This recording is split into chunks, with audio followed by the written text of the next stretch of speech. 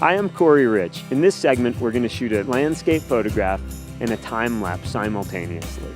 The goal is going to be have a glowing tent in the foreground and stars moving across the sky. The beauty of shooting time lapse is that at the end we get a video clip as well as a high-resolution still photograph that we can print and hang on our wall. I've learned the hard way that it always makes sense to try to set up your night time lapse in the daylight so that you're not fumbling. I try to be really methodical and go through a step-by-step process before I shoot a time lapse. I think in terms of a still photograph first. What is a compelling composition?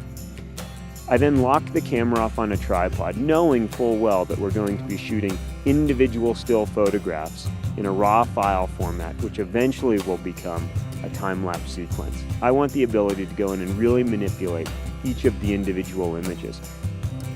What I've learned over time is that we need to make certain that you're setting the intervalometer duration greater than your exposure. In this case, we're going to set it for 45 seconds because we're doing a 30-second exposure. We're going to be wide open on a 24mm 1.4 lens, and we're probably going to be in that 800 ISO to 1600 ISO range, which on the Nikon D800 looks fantastic, whether printed or in a video clip. So I'm going to use this LED. It's an adjustable LED and it's daylight balanced. So the beauty is I can put an enormous amount of light into the tent or very little. And what I've learned in doing time lapses is you need very little light inside of the tent because the reality is we're doing a 30-second exposure.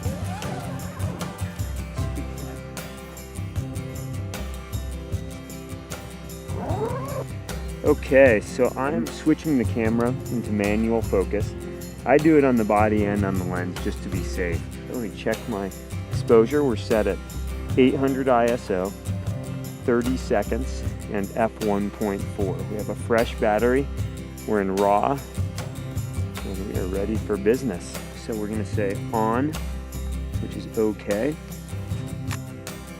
The best part about shooting time lapses is that once the camera is set up correctly, you have the exposure correct, and you hear that shutter releasing, your only job is to crawl into your warm sleeping bag and allow the camera to do the job for you.